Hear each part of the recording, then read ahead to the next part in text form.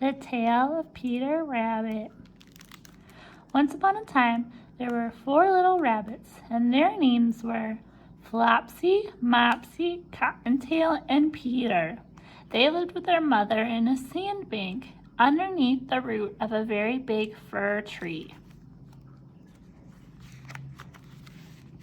"Now, my dears," said old Mrs. Rabbit one morning, "you may go into the fields or down the lane, but don't go into Mr. McGregor's garden. Your father had an accident there. He was put in a pie by Mrs. McGregor. Now run along and don't get into mischief. I'm going out." Then old Miss Rabbit took a basket and her umbrella and went through the woods to the baker's. She bought a loaf of brown bread and 5 currant buns. Flopsy, Mopsy, and Cottontail, who were good little bunnies, went down the lane to gather blackberries. But Peter, who was very naughty, ran straight away to Mr. McGregor's garden and squeezed under the gate. First he ate some lettuce and some French beans, and then he ate some radishes. And then, feeling rather sick, he went to look for some parsley. But around the end of a cucumber frame, who should he meet but Mr. McGregor? Mr. McGregor was on his hands and knees planting out young cabbages, but he jumped up and ran after Peter, waving a rake and calling out, "Stop, thief!" Peter was most dreadfully frightened. He rushed all over the garden, for he had forgotten the way back to the gate. He lost one of his shoes among the cabbages, and the other shoe amongst the potatoes. Peter gave himself up for lost and shed big tears, but his sobs were overheard by some friendly sparrows, who flew to him in great excitement and implored him to exert himself.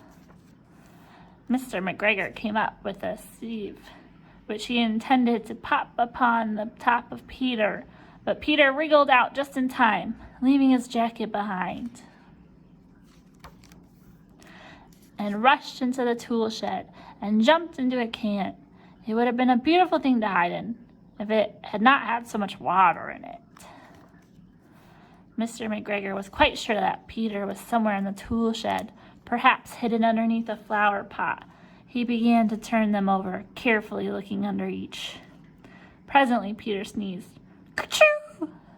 Mr. McGregor was after him in no time, and tried to put his foot upon Peter, who jumped out a window, upsetting 3 plants. The window was too small for Mr. McGregor, and he was tired of running after Peter. He went back to his work. Peter sat down to rest. He was out of breath and trembling with fright, and he had not the least idea which way to go. Also, he was very damp with sitting in that can. After a time, he began to wander about, going lippity-lippity, not very fast, and looking all around. He found a door in the wall, but it was locked, and there was no room for a fat little rabbit to squeeze underneath. An old mouse was running in and out over the stone doorstep, carrying peas and beans to her family in the wood. Peter asked her the way to the gate, but she had such a large pea in her mouth that she could not answer. She only shook her head at him. Peter began to cry.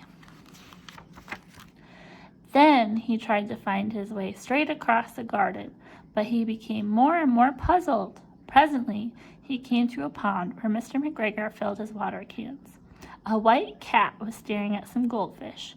She sat very, very still, but now and then the tip of her tail twitched as if it were alive.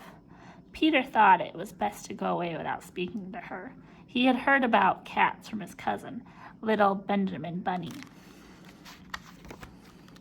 He went back to the tool shed, but suddenly, quite close to him, he heard the noise of a hoe. Screech, scratch, scratch, screech.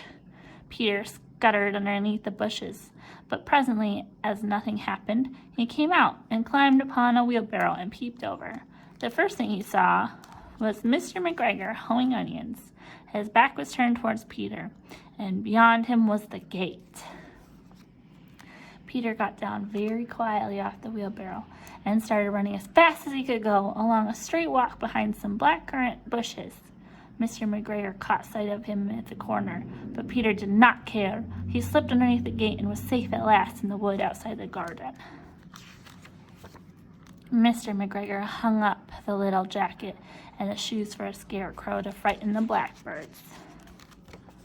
Peter never stopped running or looked behind him till he got home to the big fir tree.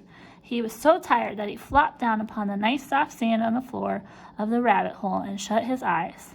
His mother was busy cooking. She wondered what he had done with his clothes. It was a second little jacket and pair of shoes that Peter had lost in a fortnight. I am sorry to say that Peter was not very well during the evening. His mother put him to bed and made some chamomile tea, and she gave a dose of it to Peter, 1 tablespoon to be taken at bedtime. But Flopsy, Mopsy, and Cottontail had bread and milk and blackberries for supper. The end.